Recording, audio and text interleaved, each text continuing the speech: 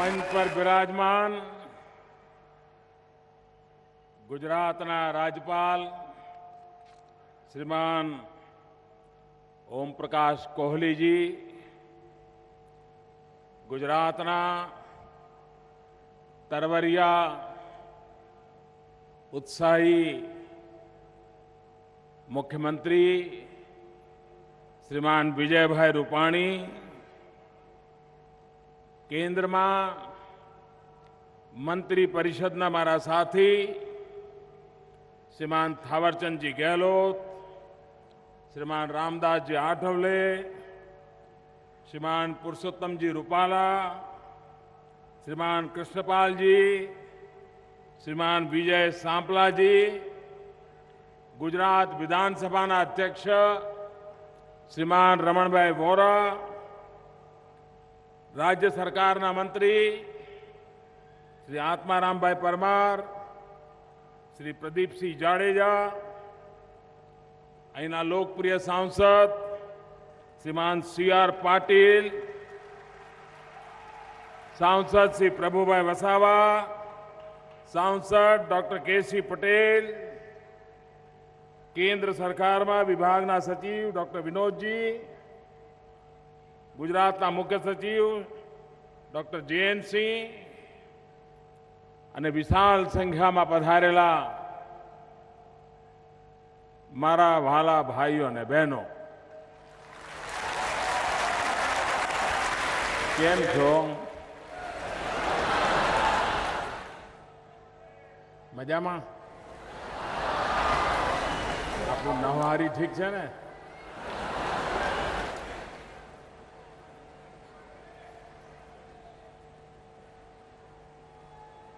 આજે દુનિયા, thank you દોસ્તો.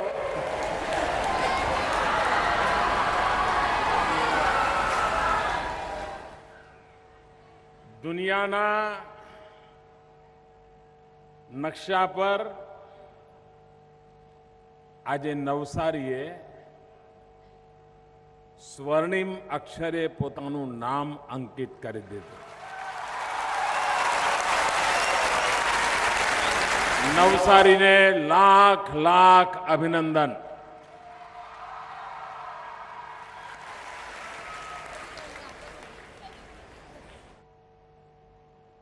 आपे त्रण रेकॉर्ड ब्रेक कर दीधा है.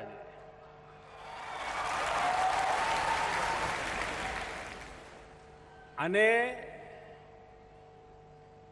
अगाऊ जे वर्ल्ड रेकॉर्ड था एना करता तमे एटलो मोटो कूदको मार्यो छे कि हवे जल्दी कोई आ रेकॉर्ड तोड़वो मुश्किल पड़शे.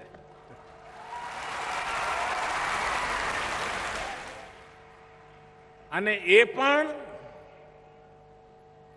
दिव्यांग जनों रेकॉर्ड. त्यारे तो बात ने 4 चांद लागी जाए.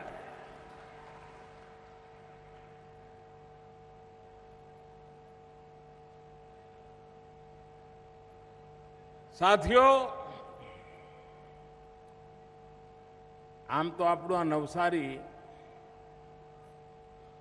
वांचन नगरी बनी गયું, ग्रंथ तीर्थ बनी गયું, पुस्तक प्रेमी नवसारी तरीके ओळखावा लाग्यो. ये आजे दिव्यांग जनों माटेनी संवेदनानो शिरमोर बनी गयो.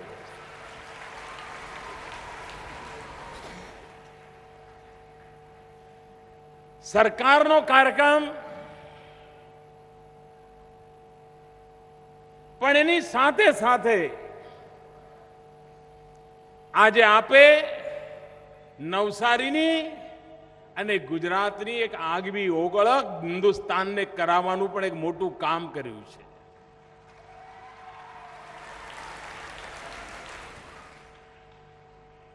ગઈકાલે મોડી રાત્રે હું ટીવી પર એક સમાચાર જોતો હતો કે અહીંના કેટલાક દુકાનદારોએ દિવ્યાંગ બાળકો એમને જે જોઈએ મફતમાં આપતા હતા.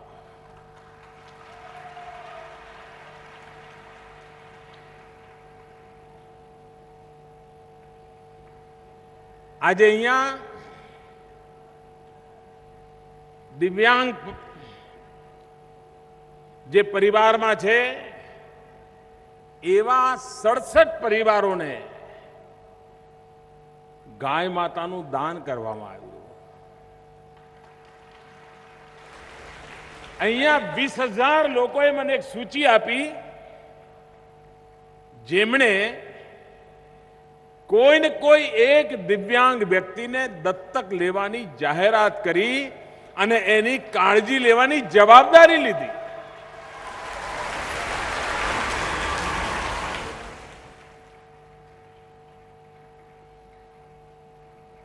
અહીંયા મને 67 લાખ રૂપિયાનો ચેક આપવામાં આવ્યો. એ 67 લાખ રૂપિયા મેં એક ટ્રસ્ટને આપી દીધા અને એ 67 લાખ રૂપિયા દિવ્યાંગના સ્કિલ ડેવલપમેન્ટ માટે ખર્ચ કરવામાં આવશે.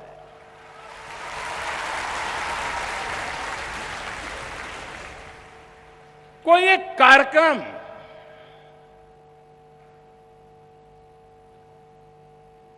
સમાજ આખાની લાગણીઓને સ્પર્શી જાય, પ્રત્યેક વ્યક્તિને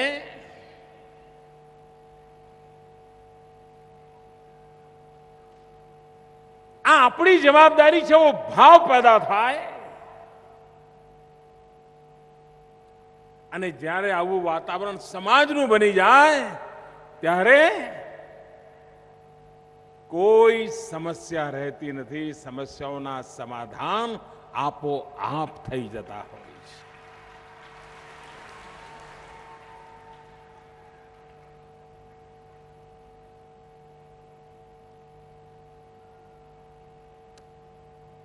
સાથીઓ, હું ખૂબ ભાગ્યશાળી માણસ છું, બહુ જ ભાગ્યશાળી. હું જરા હમણાં આ વિભાગના લોકોને પૂછતો હતો, અમારા મંત્રીશ્રીને પૂછતો હતો કે પહેલા કોઈ પ્રધાનમંત્રીને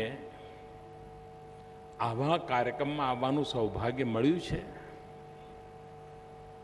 એમણે કહ્યું ના.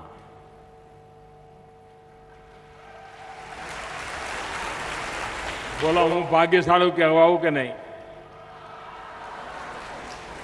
કે આઝાદીના 70 વર્ષ થયા, ડઝન કરતા વધારે પ્રધાનમંત્રી આવી ગયા, લેકિન હું પહેલો પ્રધાનમંત્રી બન્યો જેને આ દિવ્યાંગજનોની સેવા કરવાનું સૌભાગ્ય પ્રાપ્ત.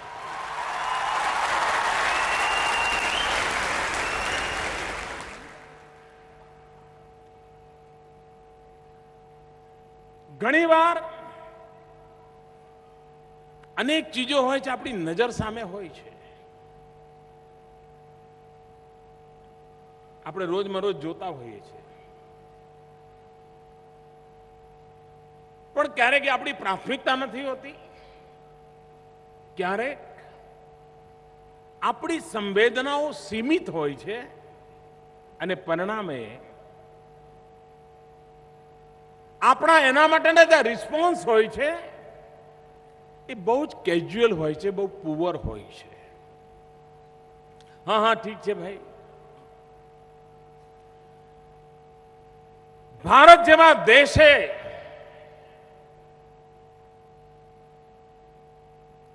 હવે होती है, चलती है, चलेगा, देखेंगे, ये जमाना पूरा થઈ ગયા.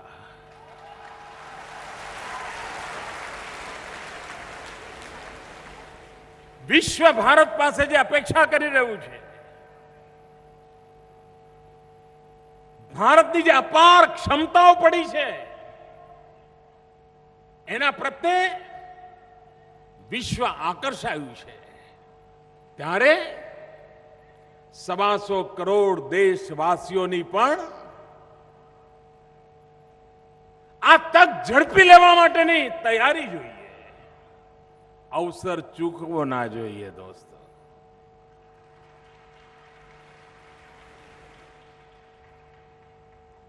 અહીંયા કોઈ એવો વ્યક્તિ નહીં હોય, આખા નવસારીમાં કોઈ એવો નહીં હોય કે જેને ગંદકી ગમતી હોય. કોઈને ગંદકી ના ગમે. ગમે ભાઈ, ગંદકી ગમે? ગંદકી ગમે કોઈને? જરા ગમે ગંદકી ગમે?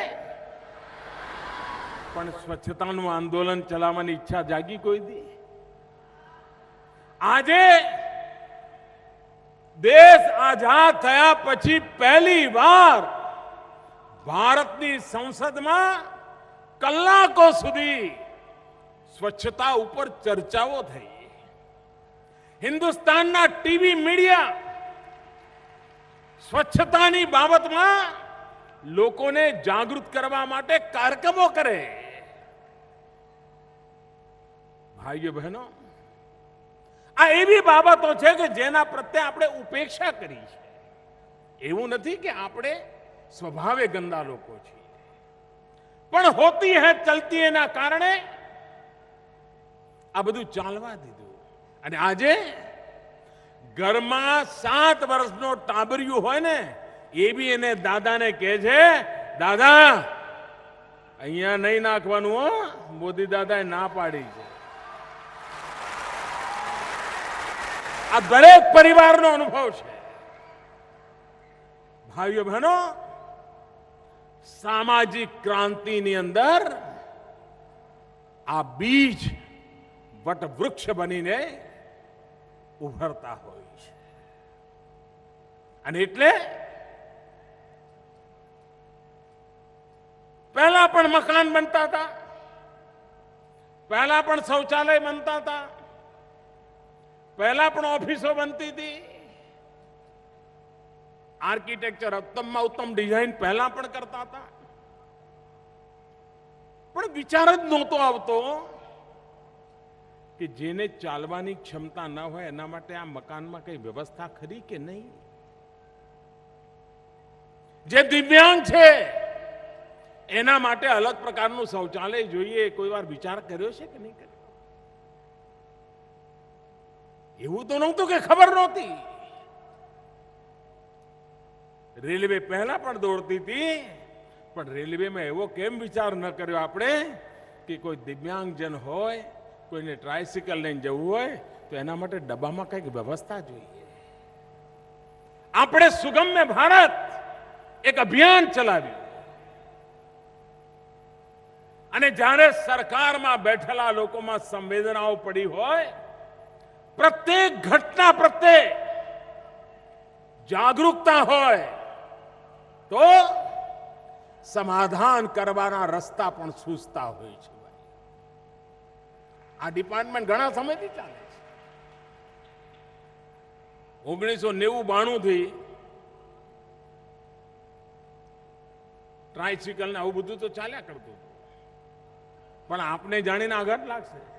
હમણાં ગેહલોતજી કહેતા હતા કે અમારી સરકાર બન્યા પહેલા આ દેશમાં જેટલી સરકારો આવી ગઈ, માત્ર 57 કેમ્પ થયા હતા. આજે ભાઈઓ 4000 કરતા વધારે કેમ્પ આ 2 વર્ષમાં કર્યા અને હજારો દિવ્યાંગ ભાઈઓ બહેનો સુધી પહોંચવા માટેનો પ્રોએક્ટિવ પ્રયાસ કરવામાં આવ્યો.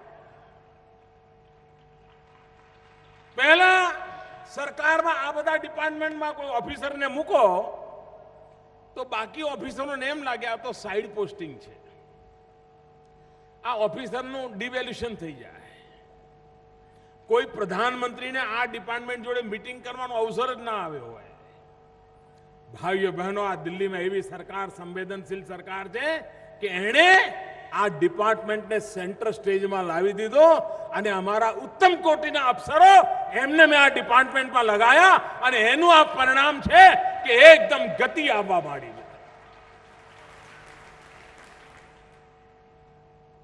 અહીંયા તમે જુઓ છો આ 2 બહેનો, જે લોકો સાંભળી નથી શકતા એમના માટે મારું ભાષણ અલગ અલગ સાઇન દ્વારા કન્વે કરી રહ્યા છે. આપણને ખબર ન હોય કારણ કે આપણે આ ભાષા જાણતા નથી, પણ તમે મને કહો, કોઈ તમિલ ભાષી વ્યક્તિ તમને મળી જાય અને એકદમ તમિલ ભાષામાં તમે જો વાત ચાલુ કરી દે તો તમે શું કરો? આમ તેમ ડાફોળા જ મારો ને. ખબર જ ન પડે કે આ શું કહે છે. જેમ અન્ય ભાષા સમજવામાં પ્રોબ્લેમ છે, તમને જાણીને દુઃખ થશે દોસ્તો, આપણા દેશમાં આ સાઇનિંગ માટેની ભાષાઓ પણ સેંકડો પ્રકારની સાઇનિંગ ચાલે, અલગ અલગ જગ્યાએ અલગ અલગ શીખવાડવામાં આવે. ઘણીવાર તો બે ન બોલી શકનારા લોકોને વાત કરવી હોય તો એકની સાઇનિંગ એક હોય ને બીજાની બીજી હોય, બંને એકબીજાને કોમ્યુનિકેટ ના કરી શકે.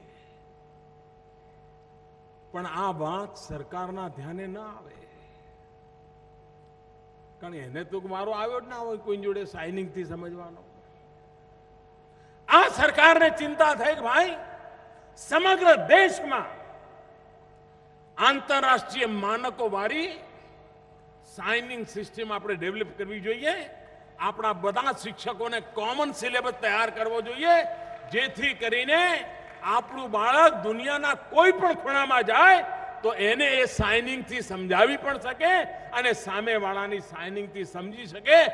કોમન સાઇનિંગ લેંગ્વેજ માટે આપણે એક લેબ બનાવી છે, કાયદો કર્યો છે અને મોટા પાયા પર એનું કામ ચાલી રહ્યું છે. ઘણીવાર અમુક ખબરો તો એટલી મોટી હોય કે એને તો બહુ જગ્યા મળે, આવી ચીજો ધ્યાને નથી આવતી. પણ એવા લક્ષાવધિ કુટુંબોને માટે આ એક મોટું આશાનું કિરણ બનતી હોય છે.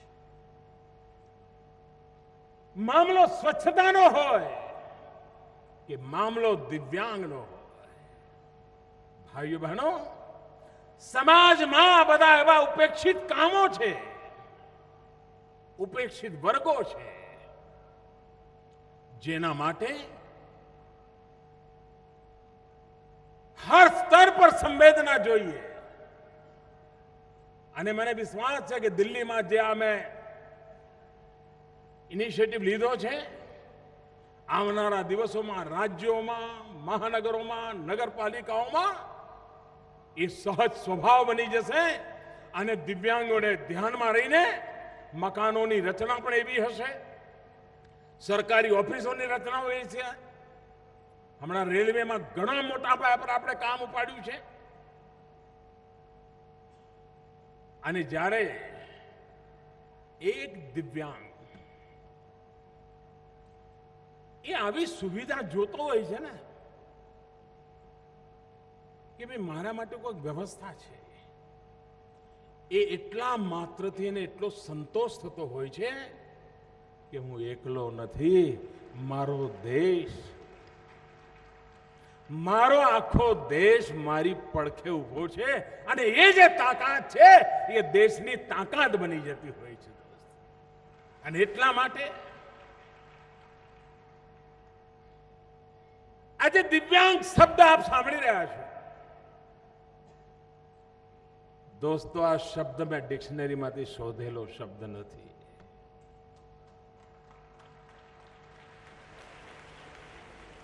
હું સામાજિક મનોરચના બદલવા માટેની મથામણ કરી રહ્યો છું. જ્યારે કોઈને આપણે અપંગ કહીએ છીએ, વિકલાંગ કહીએ છીએ, ત્યારે આપણું ધ્યાન એના શરીરમાં કયો ભાગ ગડબડ છે એના તરફ હોય છે. એનામાં જે અપાર શક્તિઓ પડી છે એના તરફ નથી હોતો. અને એટલે જ મેં કહ્યું કે સરકાર આ વિકલાંગ, અપંગ આ બધા શબ્દોમાંથી બહાર આવે અને એની પાસે કદાચ એક અંગ નથી પણ બાકી બધા અંગોની તાકાત દિવ્યાંગ બરાબર છે, દિવ્યાંગ બરાબર છે. અને એમાંથી આ ભાવ પેદા થાય, એમાંથી આ સામર્થ્ય પેદા થયું. અને મને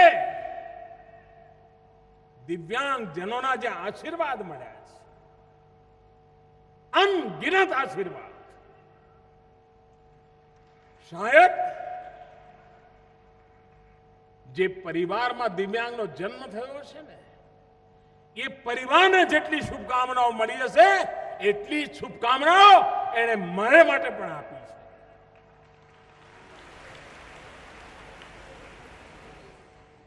ઘણીવાર જેમના માટે આપણે ઉદાસીન હોઈએ છીએ એ આપણું નામ કેવું રોશન કરતા હોય છે.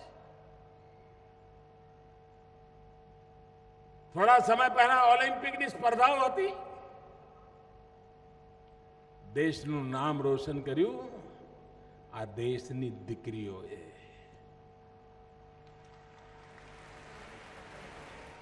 નહીં તો આપણે તો હવે બેસને ઘરમાં તારે ભણીને શું કરવું છે, હવે તારે કોલેજ જઈને શું કરવું છે, આટલું ભણી દીધું બહુ છે, હવે તારે પરણીને સાથે જવાનું છે, એ ભાવ.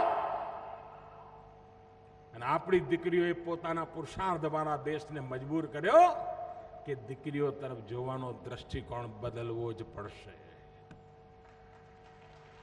દીકરો દીકરી એક સમાન. કોઈ ભાષણથી થાય, કોઈ સરકારી નિયમથી થાય કે લખલૂટ કરોડો રૂપિયાના ખર્ચે જે કામ થાય એના કરતા ઉત્તમ કામ ઓલિમ્પિકમાં આપણી દીકરીઓએ કરી બતાવ્યું. એવી જ રીતે અમારા દિવ્યાંગજનો લોકોને આપણે સમજાવીએ કદાચ સમજતા કેટલો ટાઈમ લાગે ભગવાન જાણે. લેકિન હમણાં પેરા ઓલિમ્પિકમાં 19 લોકોની ટીમ ગઈ હતી અને એમાંથી મોટા ભાગના ઉત્તમમાં ઉત્તમ દેખાવ કર્યો અને 4 લોકો મેડલ લઈને આવ્યા. અને ત્યારે દેશને ખબર પડ્યું કે દિવ્યાંગની તાકાત કેટલી હોય છે. અને આના કારણે સમાજના એક વર્ગ માટે એક સંવેદના પેદા થઈ છે. અને ઉપકાર ભાવ નહીં, દયા ભાવ નહીં. કોઈ દિવ્યાંગને દયા ભાવ નથી જોઈતો, એ સ્વાભિમાનથી જીવવા ઈચ્છે છે. બાપડો બિચારો નથી, આપણા કરતા પણ અનેક ગણી વધારે ક્ષમતા, અનેક ગણો કોન્ફિડન્સ એનામાં પડ્યો હોય છે. માત્ર એ બરાબરીનો વ્યવહાર માંગે છે. એટલા માટે ભાઈઓ બહેનો,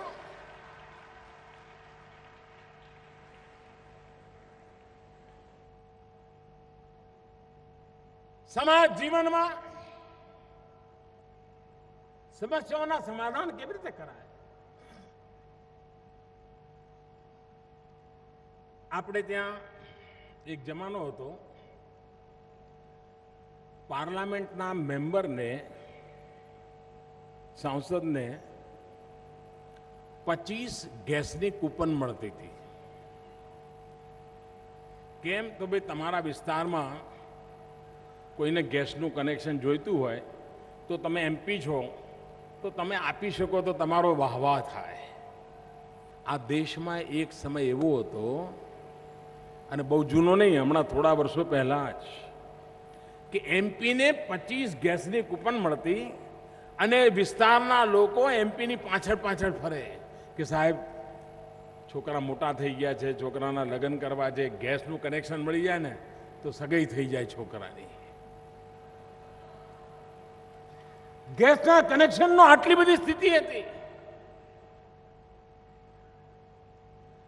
ગેસનું કનેક્શન મેળવવા માટે સિફારિશ, લાગવગ, ક્યારેક કાળા બજાર. ભાઈઓ બહેનો, આપણે ઉજ્જવલા યોજના લઈને નીકળી પડ્યા અને નક્કી કર્યું કે જે મારી ગરીબ માતાઓ લાકડાનો કે કોયલાનો ચૂલો સળગાવીને ઘરમાં રસોઈ બનાવે છે, એના શરીરમાં લાકડાનો ચૂલો, એનાથી રસોઈ બનાવનારી ગરીબ માં, એના શરીરમાં રોજ 400 સિગરેટ જેટલો ધુમાડો એના શરીરમાં જાય છે. આપ વિચાર કરો, એ માની તબિયતના હાલ શું થાય? એ ઘરમાં જે નાના નાના ભૂલકાઓ હોય એમના શું હાલ થાય? એક સંવેદનશીલ સરકાર એને નિર્ણય કર્યો કે દેશના 5 કરોડ ગરીબ પરિવારોને 3 વર્ષની અંદર લાકડા સળગાવીને ચૂલો સળગાવવામાંથી મુક્ત કરીને એને ગેસના કનેક્શન આપીશું અને 5 કરોડ માં બહેનોની તબિયતની ચિંતા કરીશું, ગરીબ પરિવારોની ચિંતા કરીશું. એક સંવેદનશીલ સરકાર સમાજના દલિત, પીડિત, શોષિત, વંચિત, ઉપેક્ષિત એના માટે જ્યારે કામનો વિચાર કરે ત્યારે કેવી સંવેદનશીલતાથી કરતો હોય છે એના અનેક ઉદાહરણ તમને આજે વર્તમાનમાં જે સરકાર બની છે એમાં તમને જોવા મળે છે.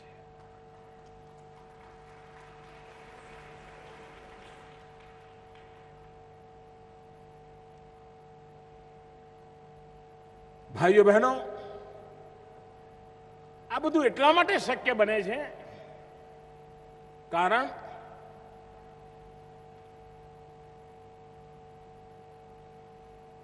આ દેશના પ્રધાન સેવકનું, પ્રધાનમંત્રીનું ઘડતર તમે બધાએ કર્યું છે. મને તમે ઉછેર્યો છે, તમે મને મોટો કર્યો છે. મારી ઉણપો દૂર કરવા માટે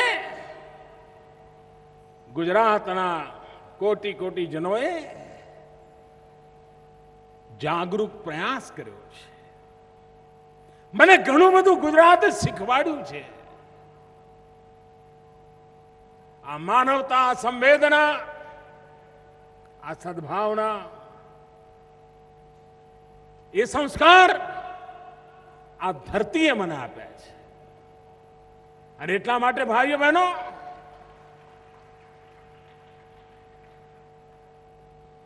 અહીં જયારે મારા જન્મદિવસની ચર્ચા થઈ રહી છે ત્યારે હું આપ સૌને સર ઝુકાવીને નમન કરું છું, ઋણ સ્વીકાર કરું છું કે આપે મને આટલું બધું આપ્યું છે. હવે જવાબદારી મારી છે કે તમે મને જે સંસ્કાર આપ્યા છે, દિલ્હીમાં હોવ કે દુનિયાના કોઈ મહાનુભાવની વચ્ચે હોવ, તમે આપેલા સંસ્કારને ઊની આંચ ના આવે.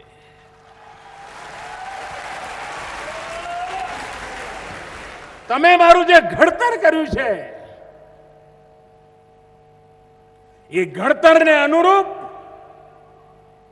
125 કરોડ દેશવાસીઓની સેવામાં મારી જાતને ખર્ચી નાખું, ઘસી નાખું.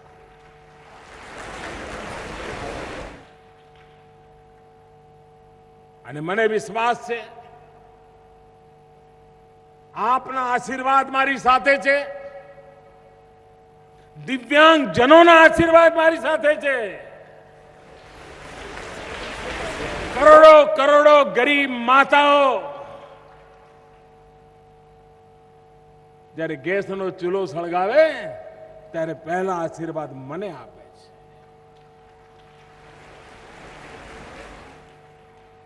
ભાઈઓ બહેનો,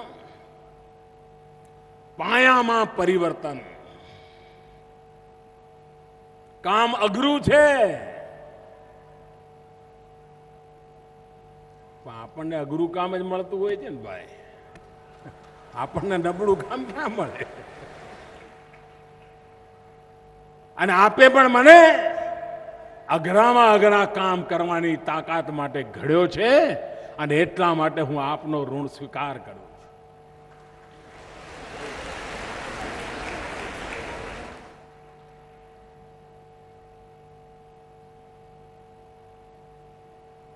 ગુજરાત અનેક ક્ષેત્રોમાં નમૂનારૂપ કામગીરી કરી છે, વિકાસની નવી ઊંચાઈઓને પ્રાપ્ત કરી છે. અને મને ખાતરી છે કે ગુજરાતના જન જનનો વિશ્વાસ, ગુજરાતની આ સામૂહિક શક્તિ સમગ્ર ભારતના ઉજ્જવળ ભવિષ્ય માટે એક ઉદ્દીપકનું કામ કરતી રહેશે, એક કેટલિક એજન્ટનું કામ કરતી રહેશે અને ગુજરાત નવી ઊંચાઈઓને પાર કરતું રહેશે એવો મને વિશ્વાસ. થોડા દિવસ પહેલા હું ફીજી ગયો હતો.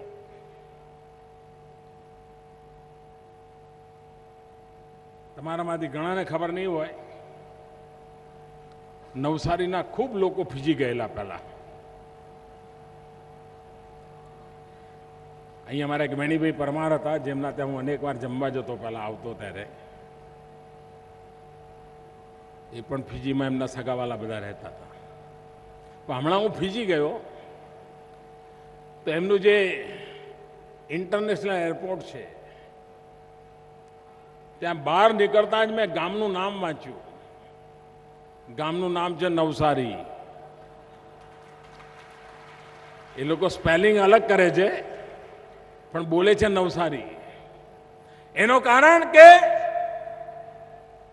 100 વર્ષ, 125, 150 વર્ષ પહેલા નવસારીના લોકો જે ફીજી ગયા હશે એની એ છબી છે ત્યાં, કે જેના કારણે ફીજીના લોકો નવસારીને ઓળખે છે. આમ તો આપણા નવસારીના જે મહાનુભાવ ત્યાંની પાર્લામેન્ટના સ્પીકર હતા, મૂળ નવસારીના હતા. ભાઈઓ બહેનો, નવસારીની આગવી એક ઓળખ છે, નવસારીની આગવી તાકાત છે. અને મોજીલો હોય અમારો નવસારીનો માનવી, રડવા બળવો ફાવે નહીં. મસ્તી હોય, મોજ હોય. અને એવા નવસારીને નિમંત્રણથી આજે મને આવવાનો અવસર મળ્યો. અનેક રેકોર્ડ કરીને આપણે નવી કીર્તિમાન સ્થાપિત કર્યા. હું આપને અનેક અભિનંદન આપું છું, અનેક શુભકામનાઓ પાઠવું છું. પૂરી તાકાતથી મારી સાથે બોલીશું, બંને હાથ ઉપર કરીને, ભારત માતા કી. આવાજ તો ભારત માતા કી,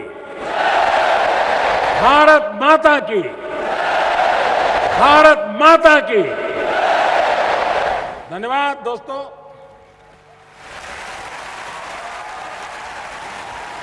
એક વિનંતી, અહીંયા મોટી સંખ્યામાં દિવ્યાંગજનો છે. એમને જવામાં અગવડ ન પડે એવી રીતે આપણે જઈએ.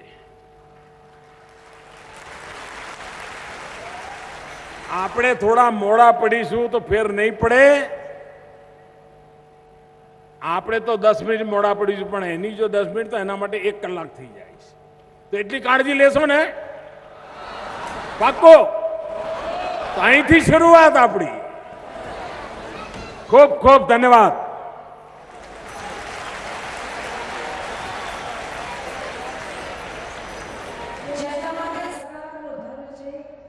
एक भारत श्रेष्ठ भारत का निर्माण